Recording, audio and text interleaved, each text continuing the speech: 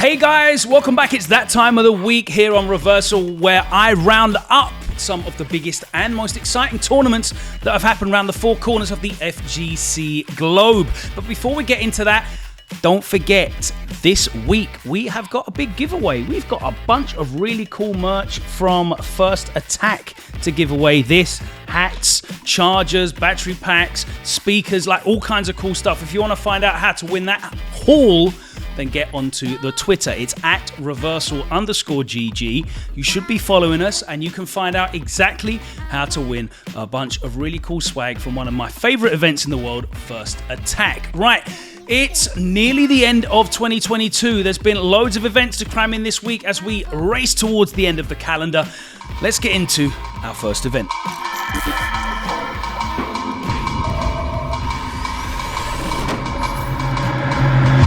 Welcome everybody, this is Tekken. This weekend in Los Angeles, it was the Tekken North America Region Finals, and the 8 remaining players were sorted in 2 pools of 4, where they battled it out in round robin to move on to a top 4.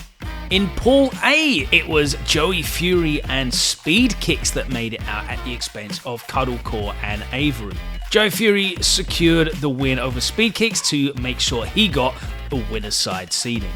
Over in Pool B, it was Joe Crush and Genghis Don that fell behind, and Anakin took the top seed after defeating Ty and finishing top of the leaderboard. That meant that the final 4 looked like this, and we kicked off the elimination bracket action with Joey Fury versus Anakin. It was a tense set that went to the 5th game, but Joey Fury was able to sweep 3 rounds in that game 5 in order to book his place not only in the grand final, but also, and more importantly, guaranteeing his place in the world finals. On the loser's side, Speed Kicks was able to mix up Ty and he eliminated him from the bracket, which gave him a match against Anakin in loser's final, the winner of which would be guaranteed a spot in the world finals. And it looked like Anakin was cruising 2-0 up and 2 rounds up here, but somehow Speed Kicks managed to pull it back and the momentum started swinging his way. This round brought it back to 2-1 and Speed Kicks was back in it again and Anakin was crumbling. And in a heartbreaking 5th game, Anakin went out and it was Speed Kicks that was going on to grand finals and more importantly, going on to the world finals. In the grand finals, Joey Fury made quick work of Speed Kicks, dispatching him 3-0 to take the win on the day, but in the end, all that mattered was those 2 spots at the world finals, and it's going to look like Anakin is going to have to go through the LCQ. On the other side of the world, the ieSF was showcasing esports in Bali, and as part of the lineup, Tekken 7 was there, along with some of the finest players in the world. We also had some of the finest commentary talent in the world, as Tasty Steve and Rip were there to call the action, and grand finals saw a international affair as Arslan Ash representing Pakistan went against Daniel Mado representing Italy. And whilst it was a 1-7, they were using esports rules, which meant Arslan Ash started 1-0 up and he increased that lead with this opening victory. A change of stage didn't help and the Kunimitsu proving too strong, 3 rounds to 1, and it is now 3-0 to Arslan Ash. The Rage Drive couldn't save Daniel Mado and the full screen movement from Arslan Ash proved too much and he closed it out with Kunimitsu 4-0, 3 games straight, and he took the big prize at ieSF. Arslan Ash will be the champion. Continuing the culmination to their season, the SNK regional bouts this time passed through Europe. In winners final, Britain's Kurinyanko proved true strong and her Bijane booked a place in grand finals against Morocco's Wolfman. But Wolfman was not to earn the run back, as in losers final it was Nasuma, also of Morocco, that earned the chance at getting revenge in grand finals. But in grand finals, Kurinyanko proved too strong and her Bijane once again got the job done and closed it out 3-1 to take the title back to the UK. Hurry, Yonko, 3 games to 1. While the weather in Finland was freezing cold, the fighting game competition was anything but, as Install took place in Helsinki this weekend. The multi-game event featured 5 main games and a handful of side games and community events. In Guilty Gear Strive, it was a Finnish showdown in Grand Finals as Jalis reset the bracket against Shady, who had an impressive showing, eventually taking the tournament with a character becoming very common these days, but one that he's been on from day Gold Lewis. Tekken 7 saw Dusty'll get the win with a perfect final round using Leroy over Ricky's Kazuya. In Smash, the King of Finland, Lancelot, usually using Chrome, but playing Roy this time, took the tournament. But that's gonna be the champ back and it's gonna take the set. He only lost 2 games throughout the entire bracket, but all eyes were on the Dragon Ball FighterZ tournament, as it was one of the final power events on the tour and tensions were high. Both Wade and Kane from France needed a first place win to secure their spots. Seihan from Germany and Inzam from the US were also aiming to earn their places in the finals, and this ended up being our top 4 for the tournament. Wade eliminated Seihan in losers semis after an execution error and then moved on to play his fellow countryman Kane in the losers final. Kane had been sent to losers earlier on by Inzem, who was sitting comfortably waiting in grand finals on winner's side. After a tense battle in what could decide both players' fates for the World Finals, it was Wade who stayed alive to get the win and a run back against Inzem in Grand Finals.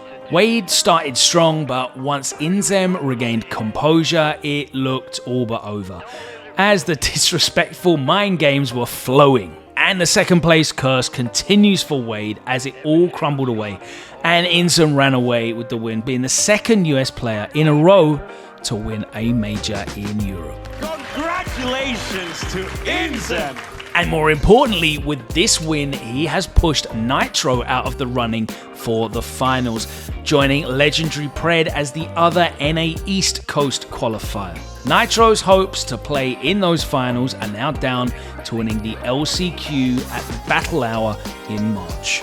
I am excited for this top 8. This weekend in New Jersey, Big E Gaming's NEC returned for 2022.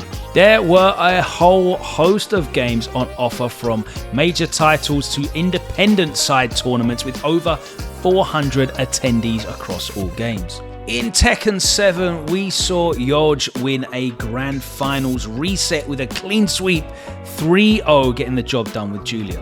In DNF, dual Grand Finals, Scrort Vermilion faced Blue Linkies, and despite a valiant effort from Scrort, he couldn't reset the bracket and Linkies closed it out 3-2 to take the win. Oh my gosh! But DNF certainly wasn't Scrort's main focus this weekend, and we'll see that later on. Street Fighter V was dominated by Idom, and his G in Grand Finals took it over Metro M. In Guilty Gear Strive, Shine was fighting out of the loser's side in Grand Final against Zippy, and after resetting the bracket, he managed to close it out 3-1 with Baiken to take the title. In Dragon Ball FighterZ, tournament favourite Mizi managed to get into the Grand Finals from the loser's side and proceeded to reset the bracket in emphatic style 3-0. Mizi then closed out the reset 3-0 to make it 6 straight and close out the Grand Finals. And in King of Fighters 15, Yurikov was able to close it out after an evenly balanced Grand Finals reset against Tao. 5th game, last character each, but the B Janae getting the job done again, and it was Yurikov that took the win. But that was not all, as NEC was also the site of the Melty Blood Type Lumina official tournament NA Finals, hosted by Mike Ross, and seeing some of the greatest players from across the continent face off after months of qualification. The final day saw 24 down into an 8-player bracket, and everyone was talking about Masoma and Scrort Vermilion. It was Scrort that was in the driver's seat as they progressed to Grand Finals with this clean 3-1 victory over Kiri. Going down to losers means you possibly have to fight the winner of Masoma or Raiden. And indeed, on the losers side, it was Masoma that was going on a tear, first defeating Raiden 3 games straight, and that Vlov doing work as Masoma proceeded to eliminate Kiri 3 games straight as well. So we got the grand finals that everyone had been talking about, Masoma in losers and Scraw on the winners side. This set up into command grab leading into the kill, and Scraw in a dominant position, 2-0 up on the winners side. Masoma fought back though, and the Vlov pressure proved too much. Masoma was able to bring it back 2-1, and we had a fight on our hands. But in the end, Scraw proved too strong and closed it out with a 3-1 win, and you can see exactly how much this meant to them. Scrot is your champion. Scrot for the better part of a whole year. After putting so much work into the Vlov matchup, Scraw left the fans with some thoughts. Yeah, I just want to say for the Vlov allegations, this is what I got for y'all. In Japan, their official tournament finals went down to a Final Four, and as you can see, the commentary team were taking it very seriously. Also taking it seriously was Key, who managed to book their place in Grand Finals with a 3-1 victory over Yuta. In the losers finals though, Yume Kami was no match for Yuta, who booked their place in the Grand Finals for the run back with a 3-0 clean sweep. And those grand finals went all the way to the wire with this reset in the last game. And in the end, in a mirror of their result in winners finals, it was Yuta who took the reset 3-1, and they claim the title in the official tournament in Japan. The winner also receiving this custom stick and the winner's trophy, but that wasn't all for the Melty Blood fans, as they were treated to 2 trailers of character reveals. Both Ushiwaka and Count of Monte Cristo will be available to play on December the 15th, so hopefully you enjoy those. Over in Taipei, GamerBee hosted his BeePro Cup, which was a Dragon Ball FighterZ Power event. And of course, as we move towards the final phase of the DBFC World Tour season, players from all over Asia attended who desperately needed secure points to lock in their spots in the finals.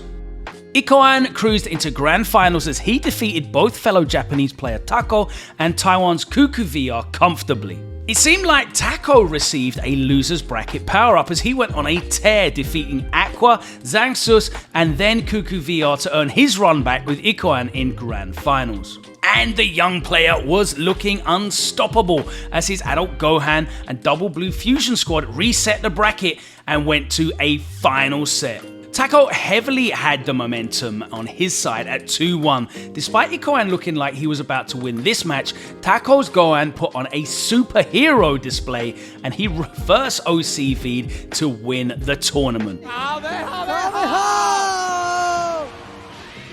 Of course, it wasn't just DBFZ action as the event also saw strong numbers for other games as well. ET took King of Fighters over ZJZ, who also made top 8 in Street Fighter V. Aranea won Strive with Jack O over Ayan. And in a grand finals, which was Capcom Cup worthy, Oil King managed to reset the bracket versus the murder face himself, Tokido. And much to the delight of the local crowd, he managed to take the tournament after this tense last round.